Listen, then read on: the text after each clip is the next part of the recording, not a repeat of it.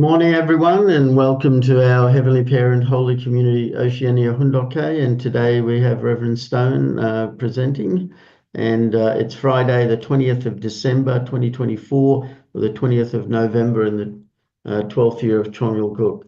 So thank you all for coming, and let's begin with a bow to our true parents of heaven, earth, and humankind, Chanji Chapunimge, Kyombe,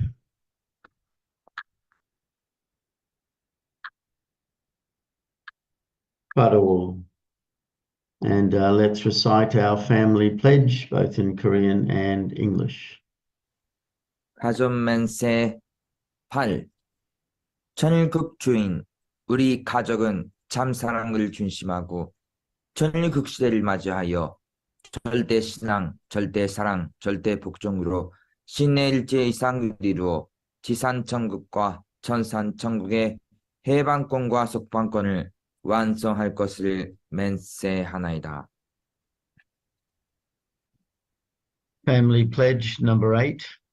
Our family, the owner of Chongyalguk, pledges having entered the era of Chongyalguk to achieve the ideal of God and human beings united in love through absolute faith, absolute love, and absolute obedience, and to perfect the realm of liberation and complete freedom in the kingdom of God on earth and in heaven by centering on true love.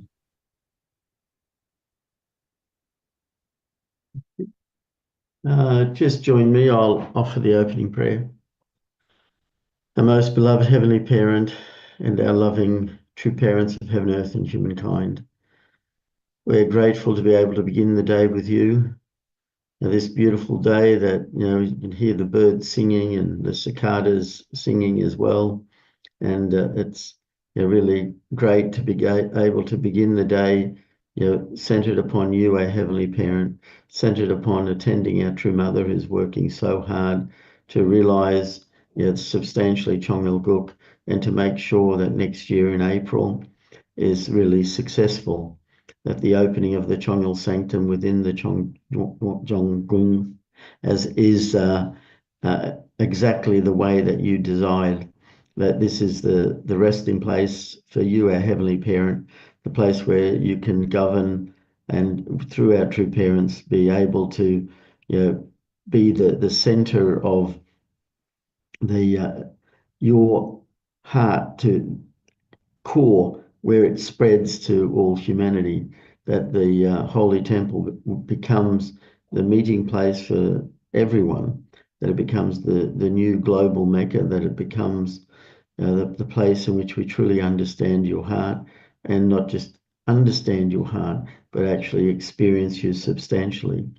And also at the same time, understand about our true parents, to understand deeply their life's course and their achievements, and it'll be a testimony that will last thousands of years, and people in the future will come and praise and give unlimited praise for all eternity to you, our Heavenly Parent, and to our true parents. We want to be able to make sure that at least a third of the population of the planet comes to understand while our true mother is still alive. We want to see all of the problems in the world begin to disappear, and that even the natural disasters fall back into balance, because we know that only when we are connected truly deeply with you and our true parents, and this connection becomes a balance, a harmony, a oneness, then truly your kingdom will emerge and be here for everlasting. So we're grateful to be able to come together this morning to study your words, to understand more deeply your heart, and we want to offer the best that we have to you. I report this in my name, John, Adamides of a Blessed Central Family. Arju.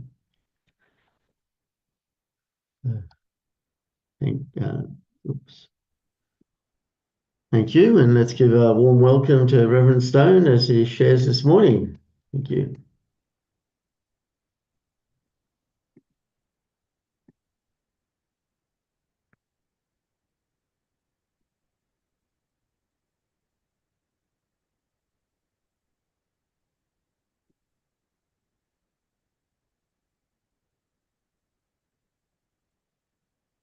So, good morning, everyone.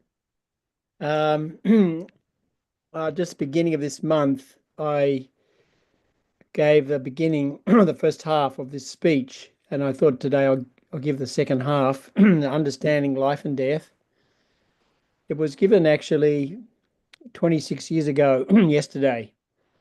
So it was part of the Interreligious Federation for World Peace 1998 Assembly. And it was given at the Washington Times building in Washington, D.C. So, yeah, so just I'll just go through the first slide and then I'll continue on with the second half of the speech that we didn't hear last time.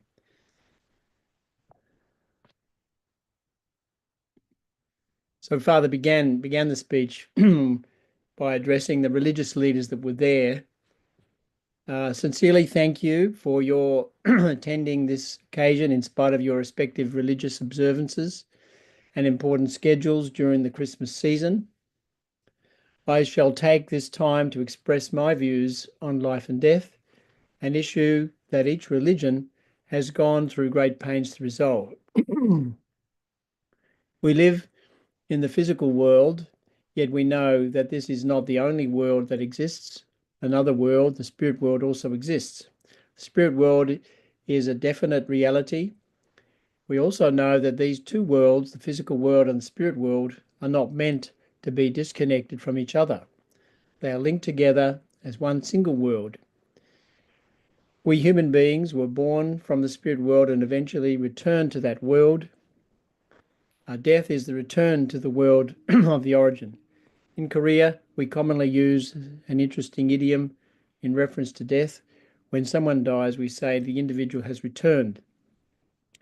Where does that person return to? Not to the cemetery, not to a cemetery. We mean that we return to the point of life's origin. So that's how Father began.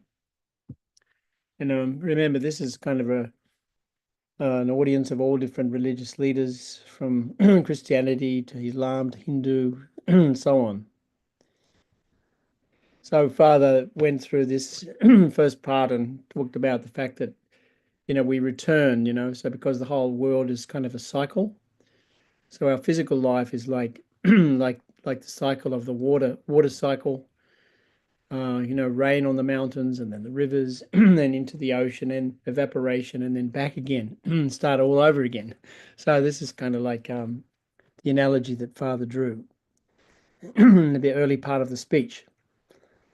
And he talked about our life going through baby, through childhood and adolescence to adulthood and having family, and then becoming old, and then but then passing into the spirit world at that point. Of course, yeah, life, as they say, life is short, but when you're young or even in the middle years, you don't feel it so directly how short life is. But as you're getting older, you realize how short it is.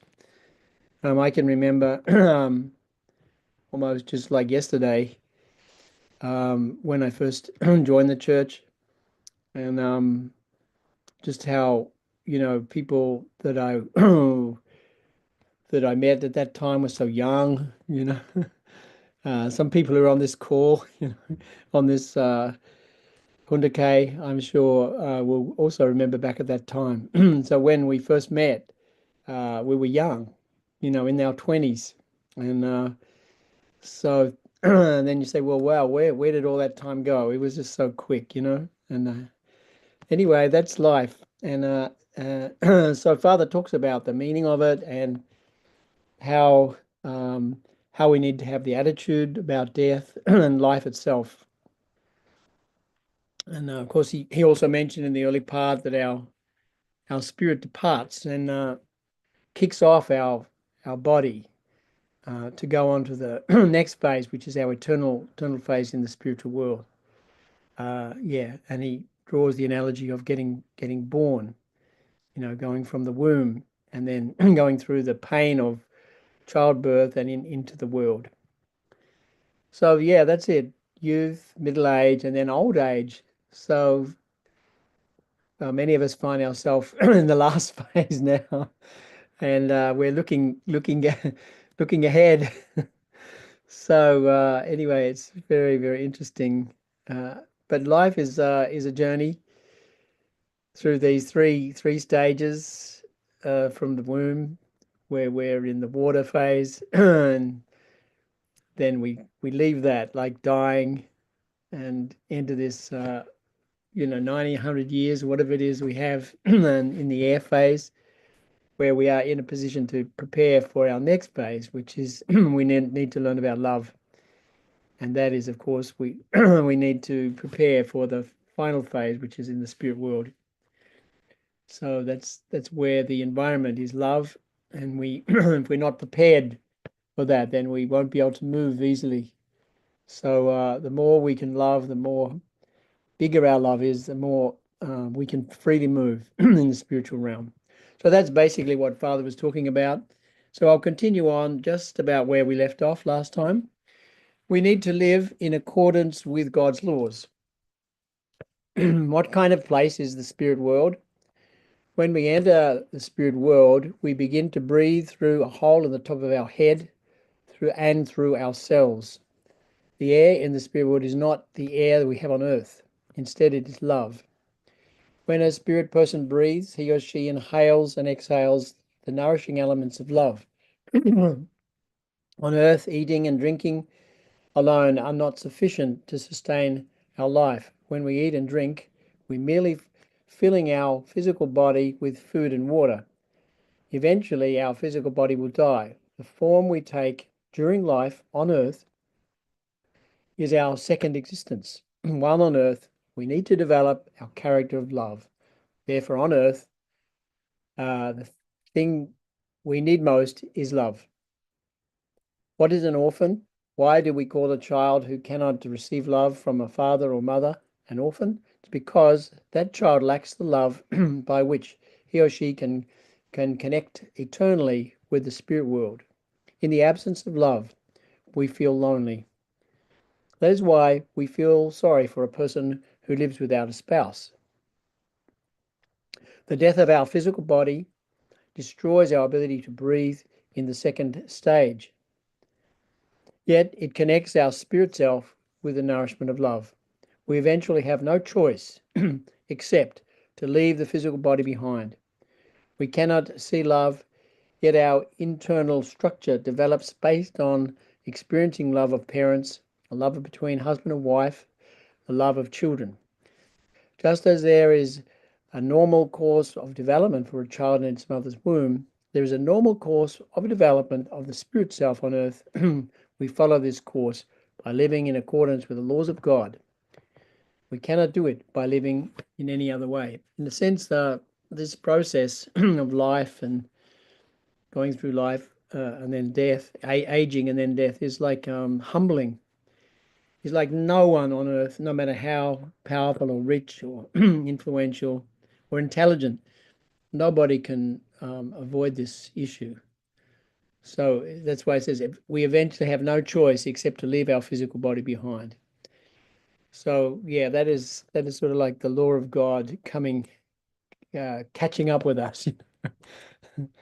But everyone, all of us, have this this process. So yes, so these are the four realms of love. I did mention this last time. Of course, the children's phase and sphere of love, sibling, spouse, and parental love. All these need to be experienced, and of course, the most important way is through the family. And ideally, the three-generational family, so that we can have the vertical and the front and back and right and left, the four great realms of the heart, three great kingships, realm of the royal family. This is the most this is the plan that God has, as we know, for the teaching and experiencing of love on earth. If we examine the world of nature, we see many significant, insignificant looking insects and seeds or plants, or even small birds can fly. Does it make sense that human beings, the greatest of all created beings cannot fly? Observe that the dandelion. It is made such that the seeds fly away when the wind blows. Birds fly, insects fly, and seeds of plants fly. Surely human beings also must be created with a means to fly. Someone might be tempted to complain, God, why did you not create us without the ability to fly when many other things in creation can fly? God would probably reply, wait a few decades until you become fully mature, and then I will let you fly. We need to train ourselves to love on earth. So, what will we be doing until then?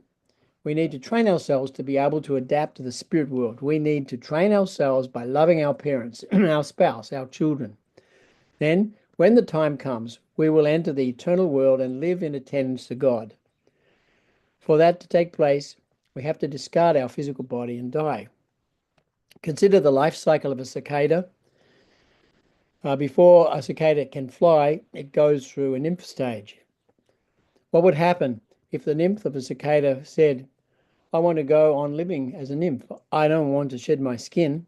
I don't care about land and air. Even if it tries to resist its metamorphosis, once it sheds its skin, it will fly away. There it is. That's going from the eggs to the nymph to the metamorphosis into an adult. That's the same. And there's heaps of them around here in Sydney, making a noise, as Reverend John said this morning. Similar process occurs in the case of a dragonfly. The female lays its eggs in or near water. And where the eggs hatch, the nymphs swim in the water. When the nymphs are fully grown, they crawl out of the water. They shed their skin and become an adult dragonfly that flies away. It begins to eat insects that it would have never thought of eating while living underwater. In like manner, many insects pass through different stages and develop wings. So there's the phase of the dragonfly. Human beings are the highest forms of creation, yet do we have wings? Does living only on land satisfy us? We have wings, but they are wings of a higher order. You may say you don't want to cast aside your physical body and die. However, once we die, we leave our physical body behind. Our spirit self passes through the blessed gates of our second birth, and whoosh, we fly away. As I have already said, we cannot avoid the death of our physical body. We have to be prepared to endure suffering in the physical world in order to express our good nature and develop our spirit self that will live in eternal spirit world. A fetus in its mother's womb has to receive proper prenatal care if it is to be born healthy and strong. Similarly, we need to prepare ourselves appropriately while on earth. We need to develop our character by modeling ourselves in the image of God, expressing the heart of God and the divinity of God.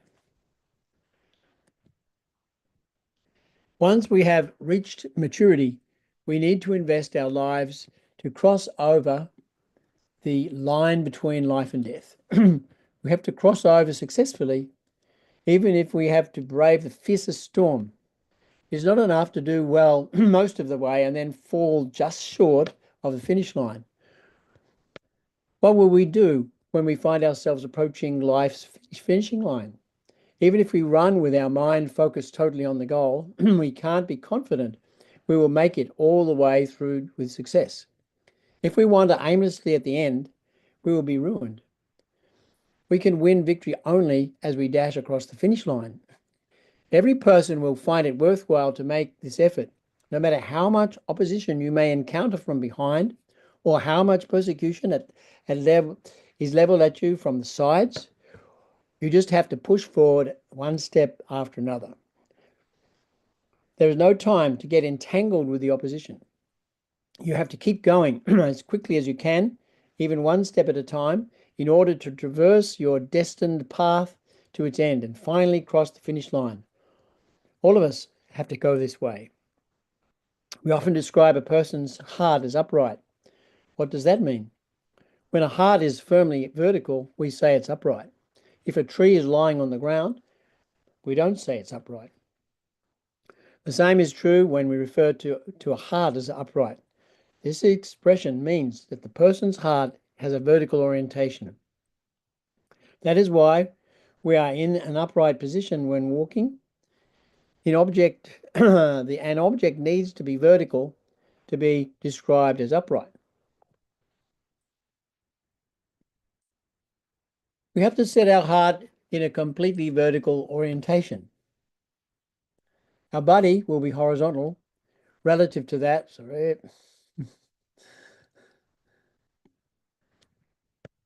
When the vertical and horizontal dimensions are set within us, the pulling power of the vertical and the pushing power of the horizontal will be mutually balanced. Centripetal and centrifugal forces will arise, balancing each other. Therefore, we need to find our true nature. When we maintain ourselves in this manner, we'll be able to say that God and true parents are similar in nature. On this foundation, we can expand our sphere of life through our relatives, clan, and nation. Doctors quarantine patients who have dangerous communicable diseases. For the same reason, it would be ideal for people who know the will of God and continue to sin despite this knowledge to be isolated so that they can have time for self-reflection and consider their value to others as they face themselves. Even Jesus and the saints went this way through suffering in the wilderness environment where there might not be a place to sleep or food to eat. We can genuinely repent. My purpose is world salvation. There is one thing that makes me sad. God gave me the responsibility to accomplish His will. So during my lifetime, I need to accomplish His will to the level He finds acceptable. Until I have done that, I cannot die. For that reason, when I'm in the valley of the shadow of death, God leads me out of danger. Whether I'm eating or fasting, whether I'm asleep or awake, I'm always praying for the world and humankind. My suffering is not for the sake of a particular country or people. My objective is the salvation of the world. I have worked to this to this day, and I'm ready to die if necessary. I've been sacrificing my life to achieve this objective. You too need to live and die for the sake of the world. If it is for the sake of the world's salvation, you have to be prepared to die with your wife, your family, your clan, or even your entire people. Someday in the future, you will die. When standing face to face with death, you will look back upon your life. Think about the final words you will leave behind at that moment. On the path of death, your friends will not be with you. Your loving parents will not be there, nor will your loving brothers and sisters. Your spouse and children whom you love so much will not be with you. It is a path you will take alone. No one can go down that path twice. Once you've gone, there's no coming back. Once you take that path, you cannot take it again in all eternity. The heart you have as you walk that path is important. At the moment, you are face to face with death. If you do not possess the hope that can transcend death, it will spell your defeat. In history, many people have upheld God's will and worked to fulfill it. They did not retreat when faced with death. Instead, they laughed in the face of death and valiantly transcended death. We know well that these people paved our way to the kingdom of heaven. You cannot be resurrected without dying first. What kind of person is joyful even when passing over the hill of death? The moment that drives most of us to experience heartfelt sorrow. This is the kind of person who has heartfelt hope and aspiration to reach the kingdom of heaven. For this reason, we cannot reproach the world and lament when facing death. Instead, we ought to feel joy as we stand before the spirit world with pride and the value of our death.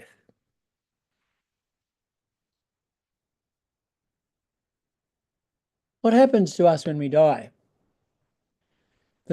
Up to the moment we die, we belong to ourselves.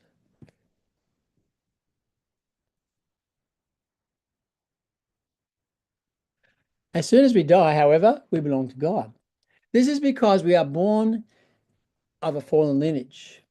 Until our death, we lack the ability to cut our ties with Satan. After death, though, we establish ties with God. There is no resurrection without death. It is impossible to enter the next period without first passing through the preceding one. What kind of death is the Bible referring to when it indicates that those who seek to die will live and those who seek to live will die? In Luke 17, John 12. Seeking to die does not mean that we seek to lose the eternal life that heaven has given us. It means that we want to lose the life that is connected to Satan's world, inherited through the fallen lineage. That is why those who seek to die for the sake of God will live. It seems paradoxical. From the perspective of the human fall, it is the only way restoration can take place. This is the standard for discussing the possibility of restoration. Success or failure in life is not determined over a period of decades. Rather, it is determined in an instant.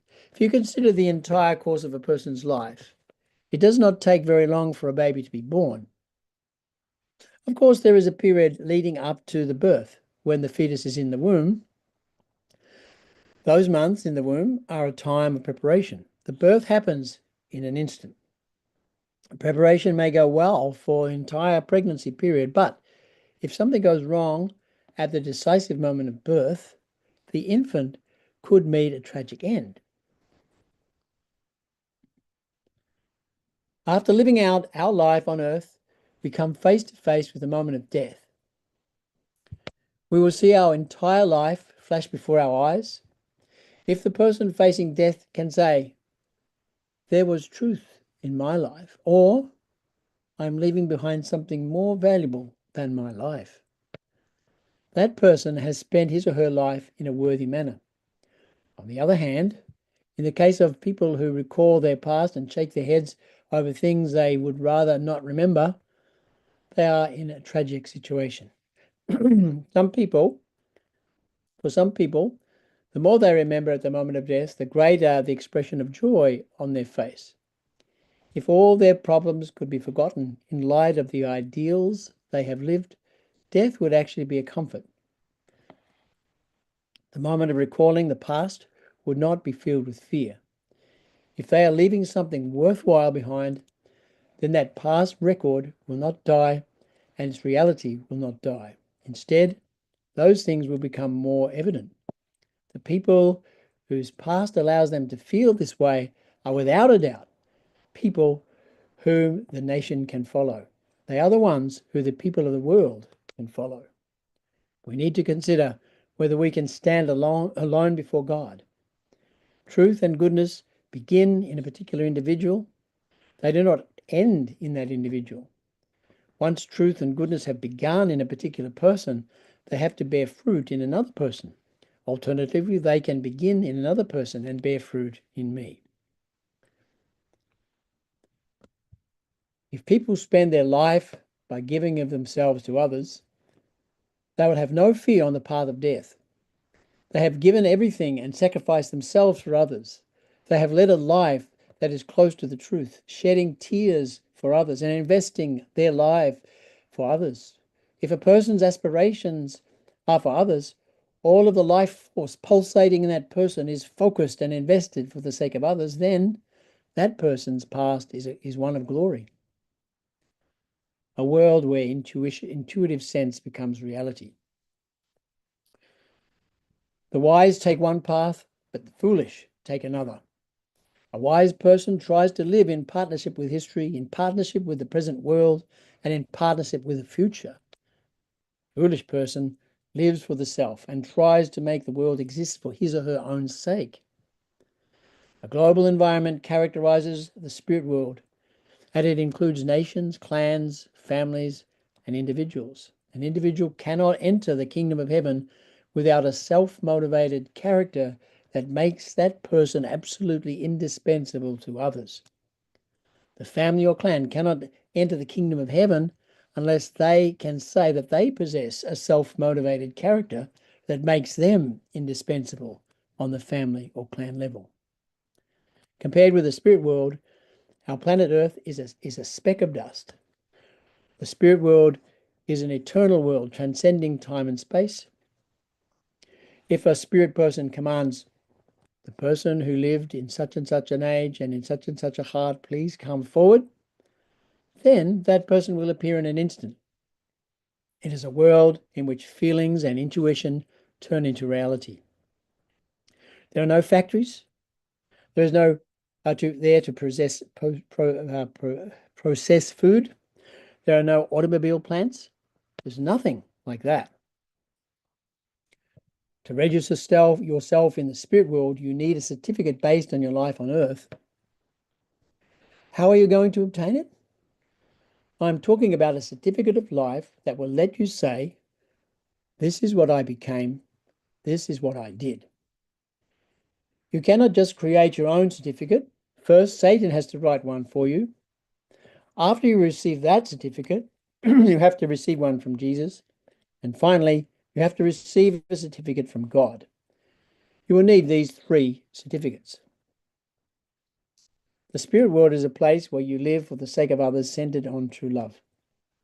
When you go to the spirit world, you will find that it is made up of several very large realms. Those who live for the sake of others will go to the highest realm, highest level. Those who live for themselves, however, will find themselves in the lowest level. They will find that everyone opposes them. On the other hand, everyone will welcome those who live for others. Once you are in the spirit world, your parents and spouse cannot help you. The people in the highest levels are those who live for the sake of others. The uppermost tiers are inhabited by those who traveled throughout the world living for others with a heart that went beyond their love for their mother and family. With a saintly heart, they were always looking for ways to save the people of the world from evil.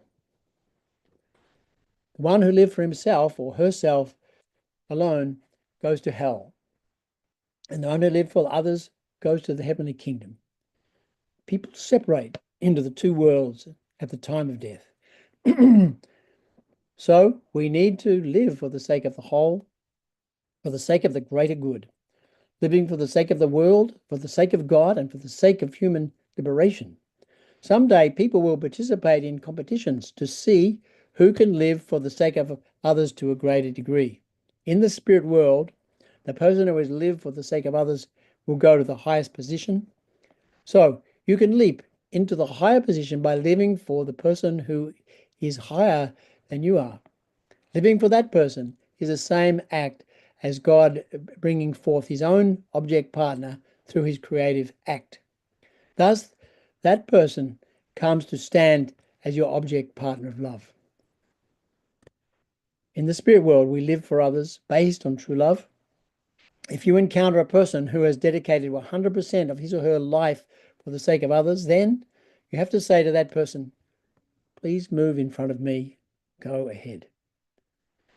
It doesn't matter how great the United States seems.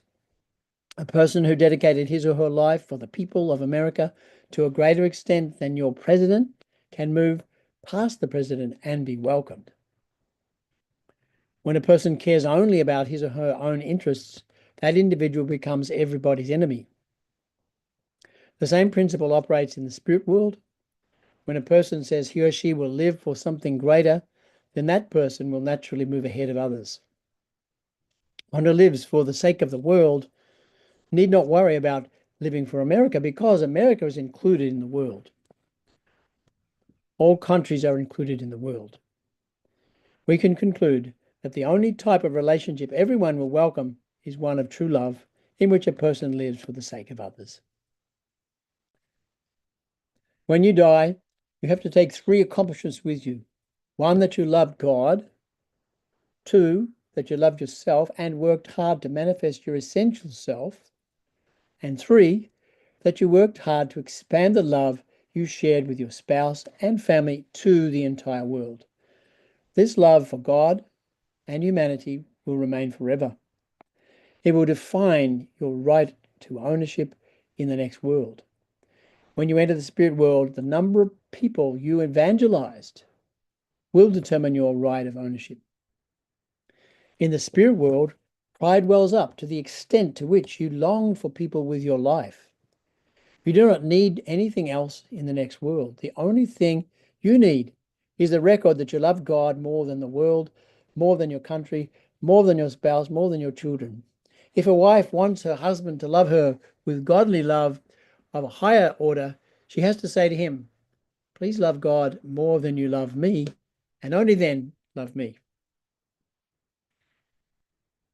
The world of the realm of heart is the world where love can be made universal. I often preach about the realm of heart. The foundation for the realm of heart is the love of true parents, the love of true brothers and sisters, and the love of true children.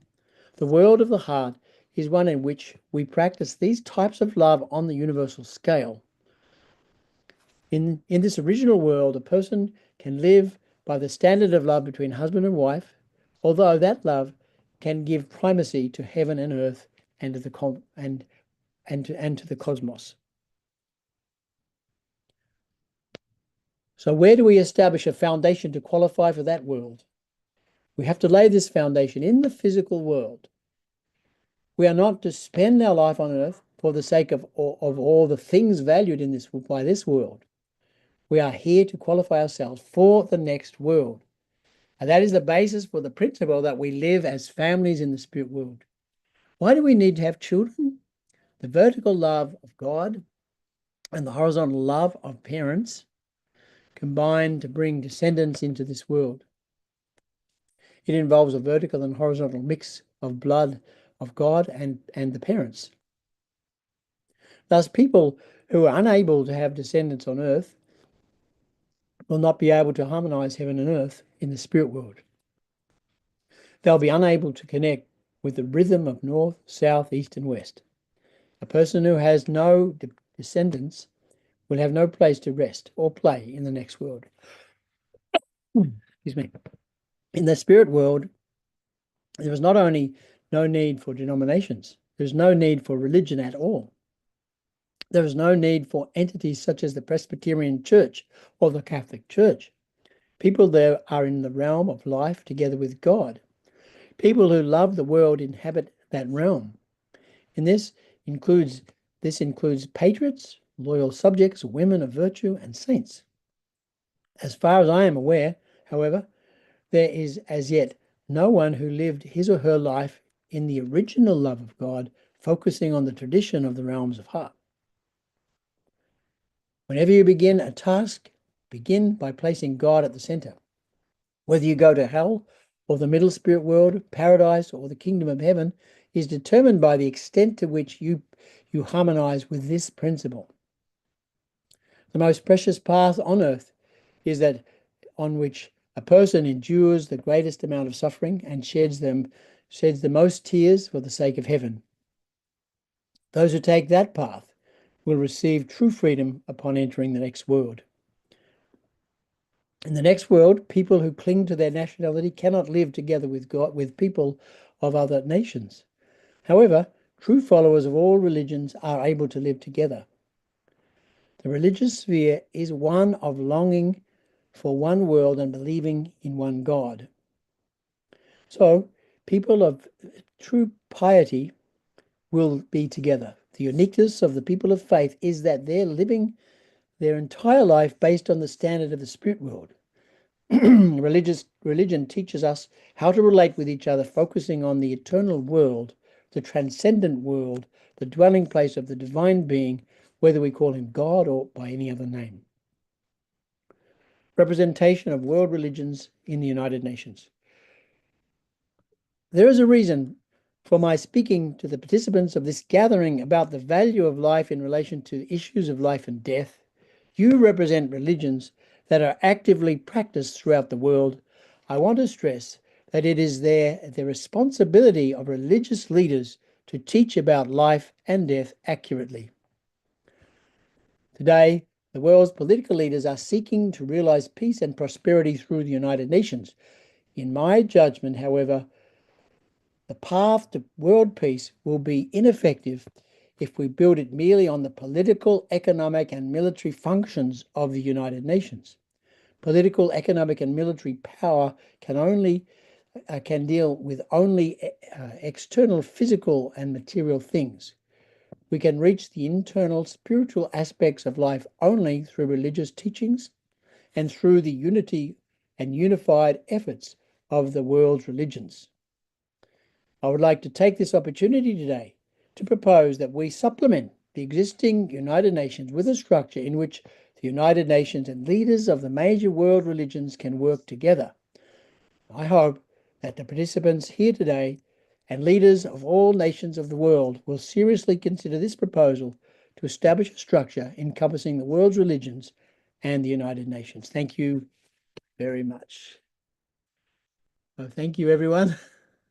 It's a long speech, but I hope it's nice food for thought at this time. Thank you. Thank you, Reverend Stone, for sharing. That's really a landmark speech in relation to understanding our essential life cycle. There's many things to reflect about on that, and some points that I highlighted for myself when listening to that message. And I remember reading and listening to that speech several times before, and really it's a cornerstone to understanding our reality, and that God always gives his children the best, and that idea of flying. I'm sure people have had dreams of flying. I certainly have had dreams of flying, and a couple of times in my life, in my youth, I looking at insects flying and thinking, oh, it's amazing it can fly, and then thinking, well, how come we don't fly? And then Father's saying, well, we do fly, we just have to go through our life cycle, just as you showed the life cycle of the cicada and the dragonfly, that there's definitely a stage where they break out of their cocoon or chrysalis or shell, and then they emerge flying. And Father actually said that once we leave our physical body, we just fly off. And I remember seeing many icons in the Greek church where the spirit is leaving the body, and it's literally flying away. So, but Father is highlighting that we need to live according to God's laws, and so of course that means we need to understand them so that we can live them. And also need to develop our character of love, because as we know, that's ultimately the whole thing is love. And then he uses that description of when the body stops and it stops breathing, and we have no choice. We can't hang on any longer. We just have to let go of the body and start to breathe love. And he mentioned that, breathing that love from the very top of our head, that fontanelle point. And we need to develop our character of love and need to train ourselves in this love on earth by loving others. And then he highlighted some things that we needed. There has to be truth in my life, and so that made me reflect on, well, what aspects of the truth am I really embodying? Because truth in my life means for me to actually put it into practice, to actually live it, so that I don't just dream it, but actually achieve it. And that we need to leave something more valuable than my life behind. We need to leave our love, which is our families and friends and everyone that we have engaged with.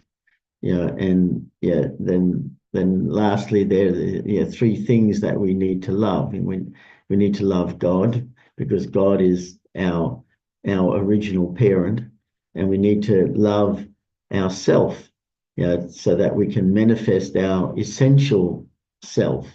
And so that made me think, have I really achieved my essential self, or have I really understood what my essential self is?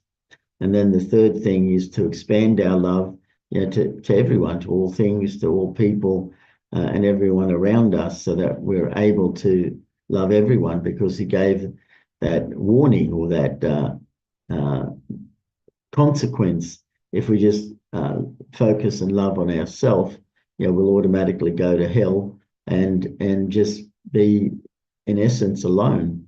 And the more we love ourselves on earth, the more people go away from us. So we really need to have that humility and gratitude, and to genuinely love others.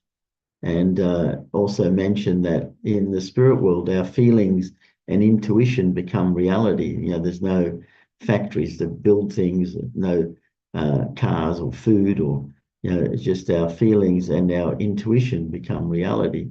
So of course we need to align ourselves, with God's laws, which in essence is God's feelings and intuition, that bring us into the reality of this new world that we cannot avoid. Everyone will be there, and we'll see each other there, and there's no time or space, and so we'll be there together.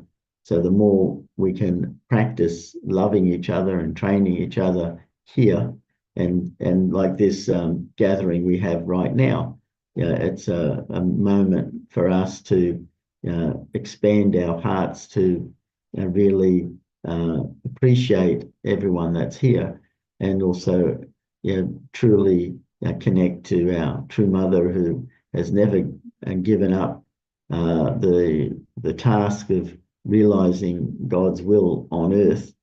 And together with Father and Spirit World and Mother here, they are leaving a legacy of love that will last thousands of years, and we will get to witness that with the opening of the Chongal Sanctum. So just thinking about our life, and grateful that I'm building a truth together with my family, and still working on loving the family even more deeply. So just thinking and reflecting like that this morning. So thank you, Reverend Stone, for sharing, and open it up to anyone else who'd like to make a comment. Thank you.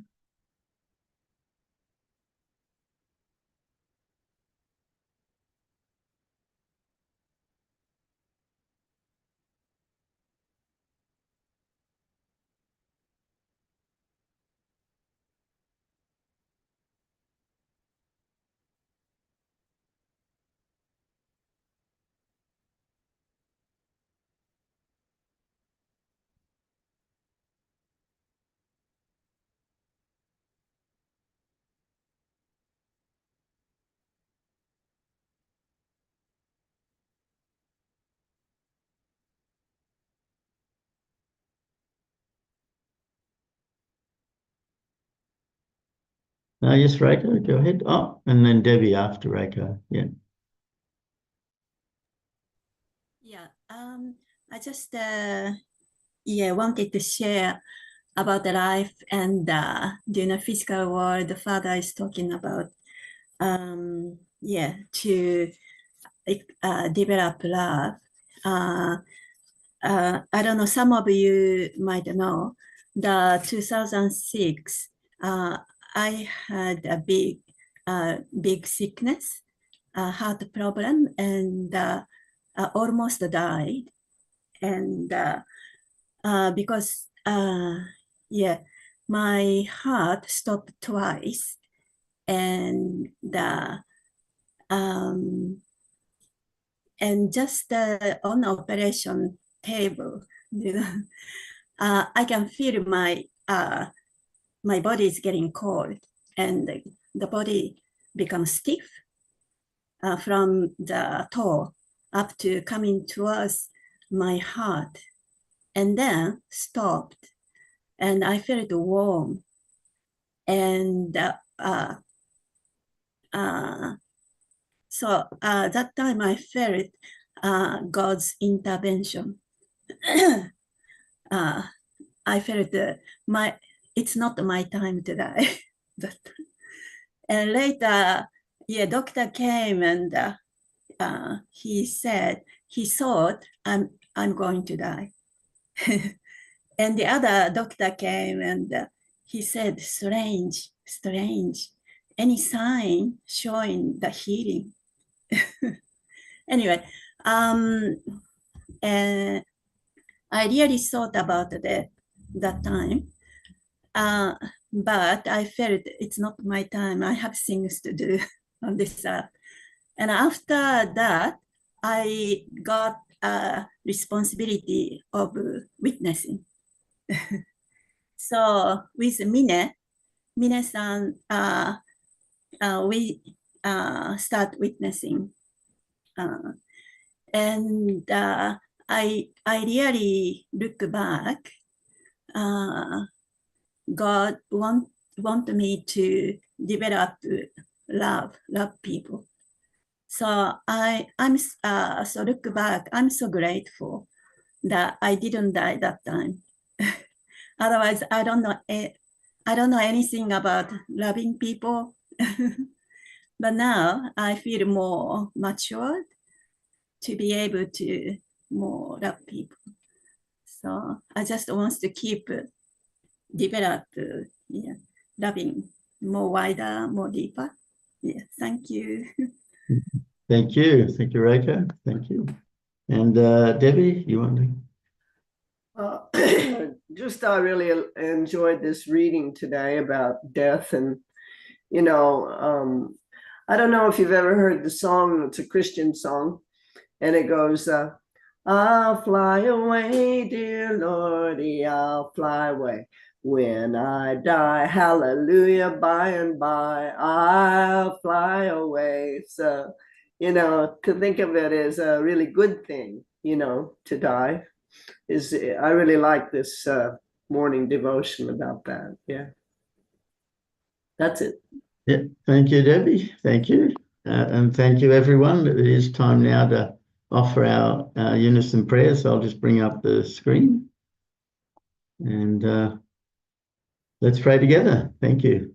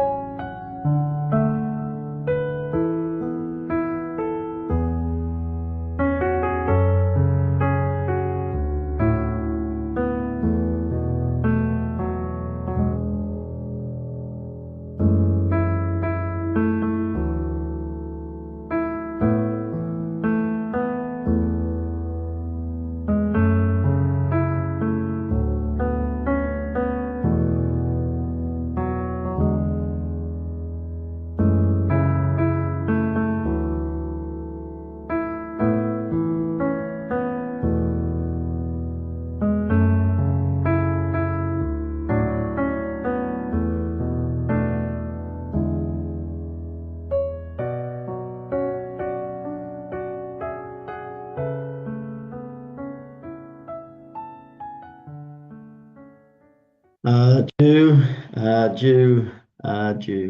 Thank you, everyone. Thank you again, Reverend Stone, for sharing, and I hope everyone has a great day and see you all again tomorrow. So thank you. Bye-bye. Thank you, Uncle John. Can I Thank say you. something Have to a good Regan, day. son? Thank you. Thank Have a nice day.